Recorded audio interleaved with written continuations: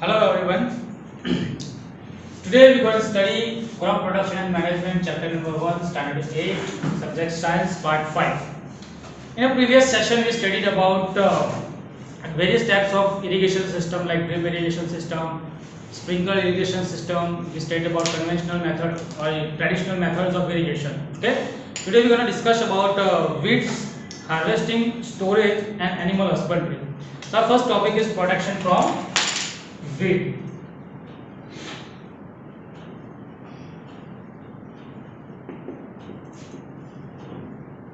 From weeds. So what are weeds? Weeds क्या है?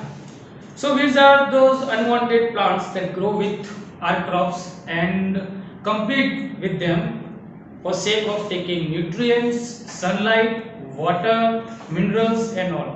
Means वो अगर हमारे जो क्रॉप ग्रो कर रहा है उनके साथ साथ ही ग्रो करते हैं और वो उसको मतलब हमारे क्रॉप्स के साथ जो भी चीज़ें अलग अलग होती है जो उनको ज़रूरी होती है जैसे कि सनलाइट हो गए, मिनरल्स हो गए, वाटर हो गया, उसके साथ कंपीट करते हैं। अब वीड्स होते हैं वो ऐसे कंपीट करते हैं जिसकी वजह से हमारे जो क्रॉप को जो ज़रूरी सामान होता है वो मिलता प्रॉपरली उस क्वांटिटी में मिल पाता नहीं है, जिसकी वजह से बहुत सारी तकलीफें हो सकती है। तो यहाँ पर आपकी डेफिनेशन लिखी है, in fields many other undesirable plants grow naturally along with the crop. This undesirable plants are weeds.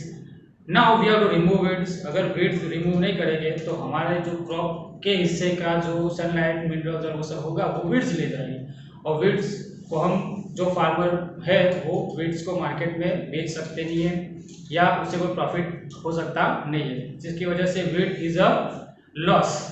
Weed के कारण लॉस हो सकता है। सो removal of weed is called weeding. तो व्हाट इज वीडिंग? तो removal of weed. Okay, weeding, removal of weeds. तो weeds को remove करने वाली जो प्रोसेस होती है उसे क्या बोलते हैं? वीडिंग।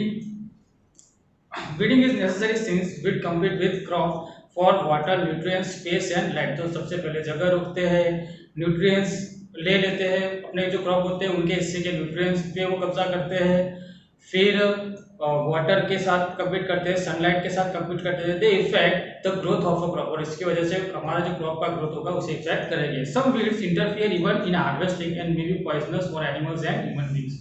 तो कुछ ऐसे वीड्स होते हैं वो पॉइजनस भी हो सकते हैं और वो इंटरफियर भी करते हैं हार्वेस्टिंग के टाइम पे। So how does this weeds grow? तो वीड ग्रो कैसे करते हैं? कभी कभी क्या होता है कि आपने सीड डिस्पर्सल के बारे में पढ़ा होगा 7th स्टैंडर्ड के लिए।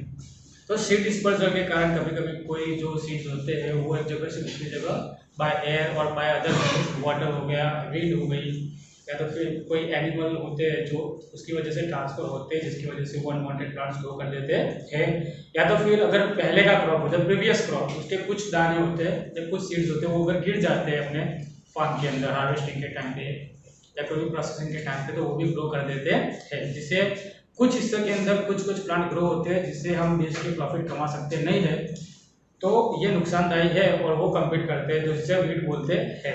Now farmers develop many ways to remove weeds. तो उनके पास वो बहुत अलग अलग तरीके वीड्स को रिमूव करने के यूज करते हैं, weed and control their growth, और उसे कंट्रोल करने का। सबसे पहले मेथड हमने पढ़ी थी प्रिपरेशन ऑफ सॉइल में टीलिंग। तो टीलिंग होती है जिसकी वजह से क्या होता है कि जो वीड्स होते हैं उसे रूट में से आउटपुटेड कर देते हैं, रूट में से निकाल देते हैं, जिसकी वजह से क्या होता है सारे वीड्स होते हैं वो खत्म हो जाते हैं या मर जाते हैं। उसके बाद वो ड्राई होते हैं थोड़ी टाइम तक, हम बोले प्रिपरेशन ऑफ सॉइल के बाद थोड़ा टाइम तक लैंड को जो रिन्यू होते हैं न्यूट्रिएंट्स उसके लिए रखना पड़ता है। उस टाइम के अंदर क्या होता है कि वाटरिंग नहीं होती जिसकी वजह से जो न्यूट्रिएंट्स होते हैं वो गेन हो जाते हैं और वीड्स होते हैं वो सड़ के वापस एज अ ह्यूमस काम करे। Now tilling before sowing of a crop helps in uprooting and killing the weeds, which may then dry up and mix with the soil. The best time of removal of weeds is before they produce flower and seeds. तो weeds होते हैं जो वो अगर flower या seeds produce कर दे तो उससे पहले वीडिंग की प्रोसेस का बेस्ट टाइम क्यों है? तो अगर वो सीड्स प्रोड्यूस कर देता है और डिस्पर्जल ऑफ सीड हो जाता है तो क्या होगा कि वापस वही वीड के ग्रो करने का हमारे फील्ड के अंदर प्रॉब्लम हो सकता है। इसीलिए उनके जो सीड बियरिंग करते हैं उससे पहले अगर वीड्स का रिमूवल कर दे हम तो it is very much helpful.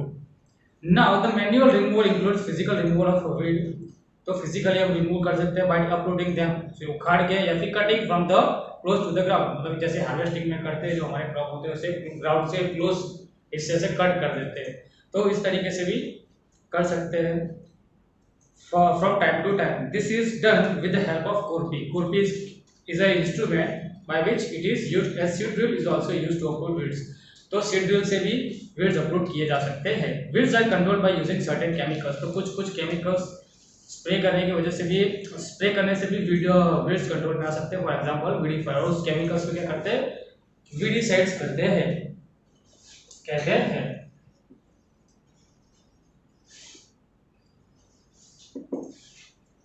Weedicides. The weedicides are those chemicals which control the growth of weeds. For example, यहाँ पे एक example भी दिया है 2,4-D.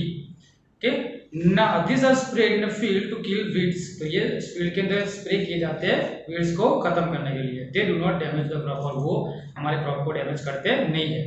Weedicides are diluted with water. तो weedicide क्या करते हैं, पहले water के साथ mix up करके उसे dilute, मतलब उसका concentration जो होता है उसे थोड़ा कम करके और फिर to the exact required as spread in the field, और फिर उसका कॉन्सेंट्रेशन कम करके उसे फील्ड में स्प्रे किया जाता है विद हेल्प ऑफ स्प्रे। आपने देखा होगा कि फार्मर होते हैं तो कोई मेडिसिन हो गई या वीडिसाइड हो गया या पेस्टिसाइड, इंसेक्टिसाइड, तो ये सब स्प्रे करने के लिए स्प्रेयर का यूज करते हैं। तो वो स्प्रेयर होता है, एक ब्लू कलर का बैग होता है जो वो पहनते हैं और हाथ में एक पंप होता है और दूसरे हाथ में स्प्रे या नोजल बोलते हैं। तो वो पंप को उसे वो बॉक्स होता है उसमें पंप करता है जिसकी वजह से स्प्रे होता है और वो स्प्रे इस पियर्स। यहाँ पे आपको स्प्रेइंग ऑफ वीडिसाइड दिखने को मिलेगा और यह page number 10 figure number 1.6। So do weedicide have side effect on a person handling the weedicide sprayer. तो जो भी पर्सन उसे हैंडल करता है या जो स्प्रे कर रहा है उस पर कोई साइड इफेक्ट होती है तो yes, if it is not done properly और we do not take a proper safety measures then it can cause harm. तो वीडिसाइड्स आर ऑलमोस्ट केमिकल्स, वो केमिकल ही होते हैं जिसकी वजह से क्या होता है कभी कभी if we do the respiration it is a continuous process. तो when we respire our air, when we respire this weedicides may go inside our nose and may damage lungs. तो you can say respiratory problems हो सकती है। Already mentioned weedicides are spread in the vegetative growth of weeds। तो vegetative growth होती है उस time पे उसे weedicide spray किया जाता है before flowering and seed formation। Spraying of weedicide may affect the health of farmer as we discussed, so they should use this chemicals very carefully। So farmers are supposed to use this, or you can say to handle this weedicide very carefully they must wear mask, they must wear gloves, cause अगर वो chemical होते हैं हमारी चमड़ी में गिरते हैं then they may cause many skin disorders।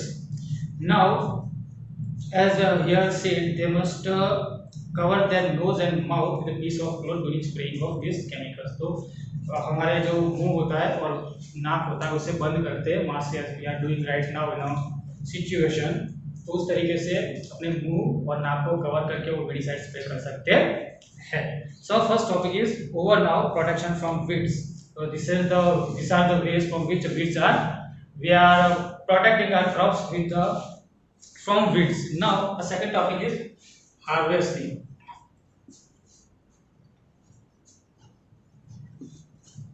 So what is harvesting? तो हम बोलते हैं कि फसल काटना, जिसे बोलते हैं फसल होती है वो प्रॉपर्ली मैच्योर हो जाती है, उसके बाद क्या करते हैं हम उसे काटते हैं और फिर उसे स्पेशल तरीके से स्टोर करते हैं जिसकी तहत हम उसे आगे यूज कर सकते हैं। So harvesting of a crop is an important task.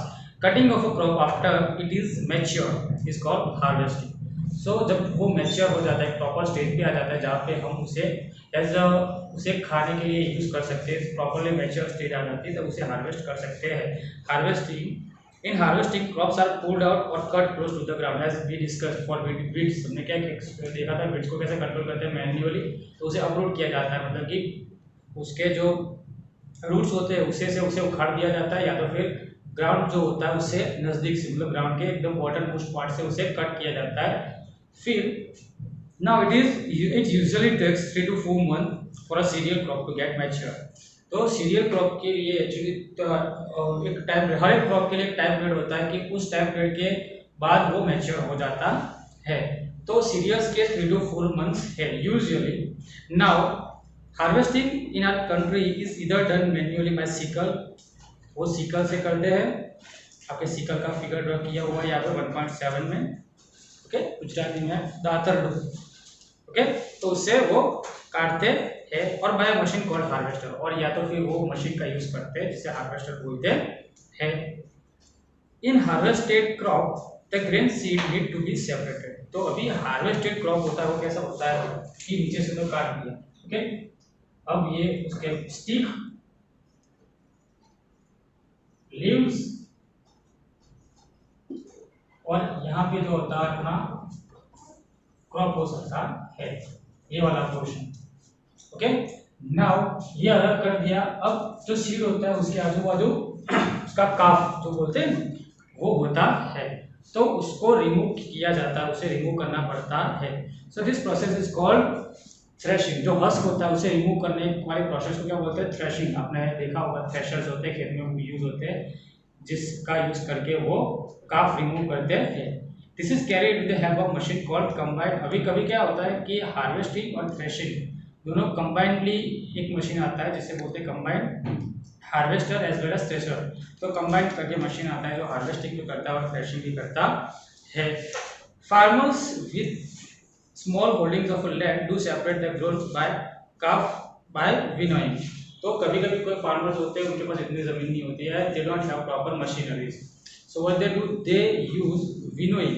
कभी कभी कंबाइन का यूज नहीं करते, वो सेपरेट हार्वेस्टर अलग यूज करते हैं. हार्वेस्टिंग होती है वो मैन्युअली करते हैं with the help of sickle, and then threshing is done by machine. अभी नॉर्मली तो थ्रेशिंग मशीन से ही करते हैं, और उसके बाद अगर they are not having a proper instruments then they can use a method of winnowing. आपने देखा विनोइंग मेथड क्या होती है? एक साइड से हवा आती है और तो हवा की वजह से क्या होता है, जो काफ होता है वो ब्लो अवे हो जाता है और जो हमारा सीड होता है वो रह जाता है अपने वजन की वजह से.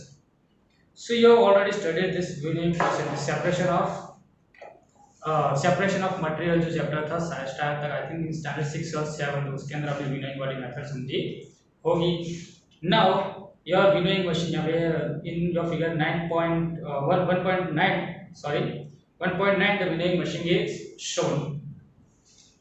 Now harvest festivals. Here you are given a topic in which you are given the festivals which are celebrated for harvesting. तो बहुत सारे फेस्टिवल्स होते हैं. India is a country in which various kinds of festivals are celebrated. बहुत अलग अलग तरीके के फेस्टिवल्स सेलिब्रेट होते हैं. So for a special purpose of harvesting is a moment of joy. तो जो किसान है वो उसे as a moment of joy लेते हैं कि their seeds, their crop are now well matured and they can be harvested and they will get money. So can say it's a matter of joy for them, so they celebrate it. तो उसे वो celebrate करते हैं. After 3 to 4 months of hard work, there comes a day to harvest. The sight of a golden fields of standing crops. तो जो golden color होता है crops का, golden leaves and all you can see, laden with grains, filled the hearts of a farmer with joy and a sense of well-being. The efforts of the past season have borne fruits. तो पिछले season के अंदर जो effort या मेहनत की थी उसका फल अब उनको मिल रहा है. It is the time to relax, और ये टाइम रिलैक्स करना है और एंजॉय है लेटर. और फिर कितनी मेहनत के बाद एक रिलैक्सेशन पीरियड को लेते हैं, रिलैक्सेशन टाइम रहते हैं जिसे वो सेलिब्रेट करते हैं. The period of harvest is thus of a great joy and happiness in all parts of India. Men and women celebrate it with a great enthusiasm. Special festivals associated with the harvest season are, कौन कौन से हैं? तो पोंगल इन south, Baisakhi हमने सुना होगा, Baisakhi and Lohri celebrated in the regions of Punjab and Haryana. Holi, Diwali, नवन्या and Bihu is celebrated in eastern portion. Now after harvesting तो हो जाता है, उसके बाद so the seeds are to be stored for the useful purposes. तो ऐसा जरूरी नहीं होता कि सीड अभी हार्वेस्ट कर दिए तो थोड़े टाइम के लिए ही यूज कर सकते हैं. उसके बाद उनको हार्वेस्ट के बाद उनका स्टोरेज या प्रॉपर स्टोरेज मेथड भी जरूरी होती है. If proper storage is not done, proper storage नहीं होता है तो क्या प्रॉब्लम हो सकती है कि सीड सड़ सकते हैं. The seeds may spoil. Okay, So the third topic is storage.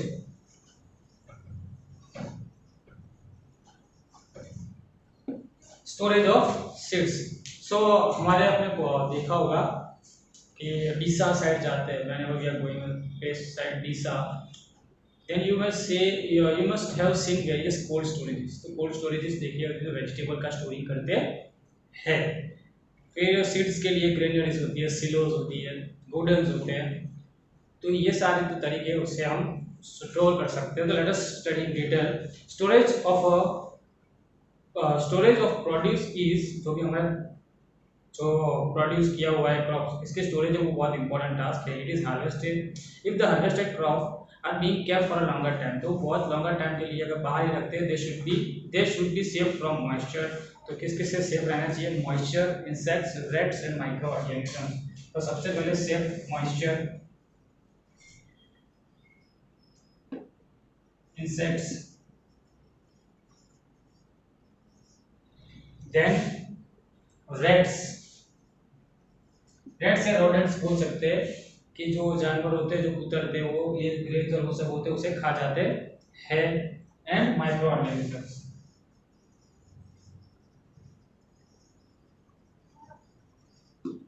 Micro organisms, तो माइक्रो ऑर्गेनिजम्स क्या करते हैं? Whenever they are kept in a hot and humid climate, the microorganisms grow. तो आपने देखा होगा कि बहुत सारे जो एडिबल चीजें होती है उसको फंगस का ग्रोथ हो जाता है, तो वो स्पॉइल हो जाती है. फिर it doesn't remain edible at all. उसके बाद वो एडिबल होती या एडिबल रहती नहीं है. तो इन सब से बचा इज अ प्रोसेस. तो ये इन सब से बचाना होता है, वो स्टोरेज प्रोसेस के अंदर इंक्लूड होता है. Harvested grains have more moisture. तो हार्वेस्टेड ग्रेन्स होते हैं वो उसका वाटर कंटेंट ज्यादा होता है. तो सबसे पहले उसे क्या करना पड़ता है? If freshly harvested grains are stored without drying, तो अगर ड्राई किए बिना अगर उसे स्टोर किया जाता है, due to the moisture they can get affected by pest and microorganisms. तो माइक्रो ऑर्गेनिजम्स से अफेक्ट कर सकता है and making them unfit for germination. तो अनफिट करता है, हम उसे फिर यूज भी नहीं कर सकते फॉर ईटिंग पर्पसेस, और फिर वो या तो फिर वो जर्मिनेशन के लिए भी यूज होगा नहीं, या नेक्स्ट क्रॉप ग्रो करने के लिए भी यूज होगा नहीं. Hence before storing them grains are properly dried. तो उसे स्टोर करने से पहले उसे सनलाइट के अंदर ड्राई किया जाता है प्रॉपर्ली, और उसे क्या बोलते, उसे वाटर से अलग किया जाता है, या वाटर को अलग किया जाता है, उसका मॉइस्चर कंटेंट होता है उसे रिमूव किया जाता है, जिसकी वजह से क्या होता है कि वो माइक्रो ऑर्गेनिजम्स के ग्रोथ को सपोर्ट करे नहीं. Grains are properly dried in the sun to reduce the moisture in them. This prevents the attack by insect, pests, bacteria and fungus. तो ये insect, pest, bacteria और fungus का जो growth होता है उसे हैंडल करता है. नाउ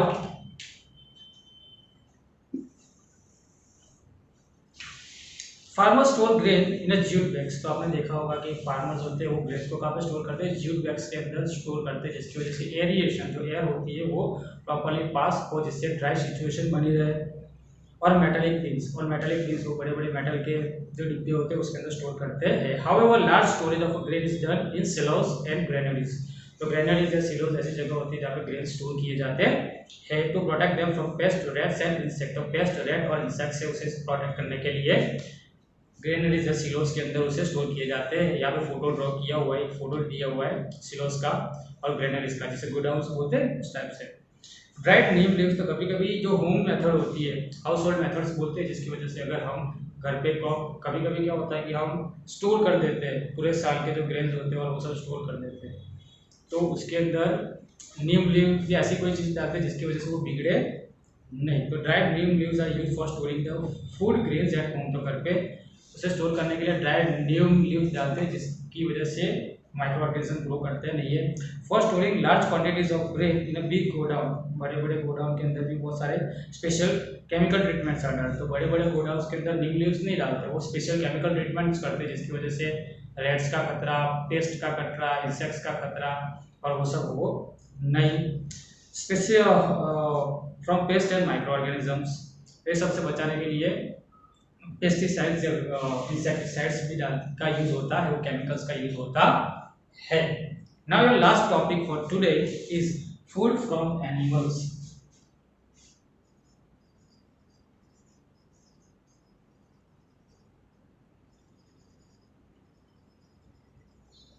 तो हमने अभी तक पढ़ा कि हमारी जो सॉइल होती है उससे प्रॉपर ग्रोथ क्रॉप उससे प्रॉपर यील्ड कैसे लेते हैं, क्रॉप का जो होता है प्रोडक्शन किस तरीके से करते हैं, फिर उसका मैनेजमेंट किस तरीके से करते हैं, कहाँ पे स्टोर करते हैं, उसका हार्वेस्टिंग किस तरीके से होता है, preparation of soil and all.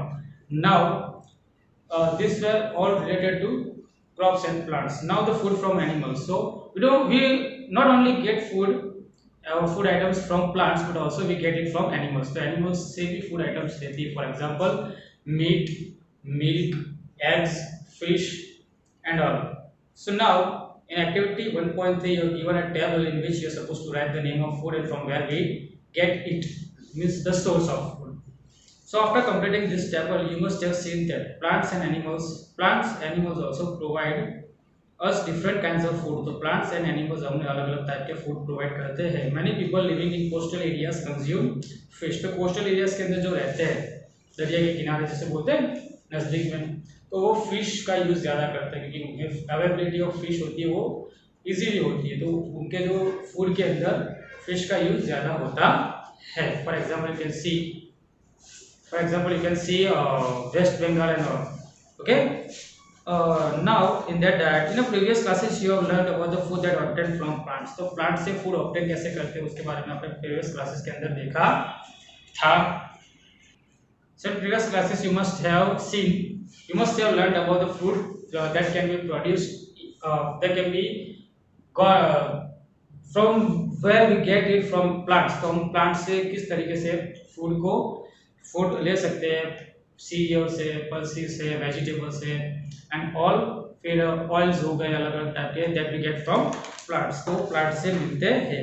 We have just seen the process of crop production. फिर क्रॉप प्रोडक्शन के बारे में हमने पढ़ा. Process of crop production involves the number of steps like selection of seed. तो सबसे पहले सिलेक्शन ऑफ सीड, फिर उसके बाद सोइंग, हार्वेस्टिंग, फिर इरिगेशन प्रोसेस हो गई, हार्वेस्टिंग हो गया. Similarly animals are reared at home in farm. तो for animal foods animals are reared, मतलब कि उनकी केयर ली जाती है, उन्हें रखा जाता है, जिसकी वजह से हम एनिमल फूड हमें प्रोवाइड हो एट होम और farms and have to be provided a proper food. तो उन्हें प्रॉपर फूड दी जाती है, शेल्टर दी जाती है और केयर दी जाती है. When this is done on large scale this is called animal husbandry. तो जब एनिमल्स को रियर किया जाता है on large scale, the process is called animal husbandry और उसे एनिमल हस्बेंड्री कहते हैं. हमने देखा होगा पोल्ट्री इंडस्ट्रीज के बारे में, जहाँ पे they take care of hens जैसे बोलते हैं, तो मुर्गों की केयर करते हैं और फिर हमें मीट प्रोवाइड होता है. ब्रॉयलर्स बोलते हैं, रूस्टर्स होते हैं वो. फिर एक भी हमें उस इंडस्ट्रीज में मिलता है. फिर for Honey apiculture, for fish farming is called pisciculture. So this type of things are done. Okay, so till your chapter number 1 crop production and management is over here. Please revise it once or twice. Whenever you are having any problem you can ask me. Good day.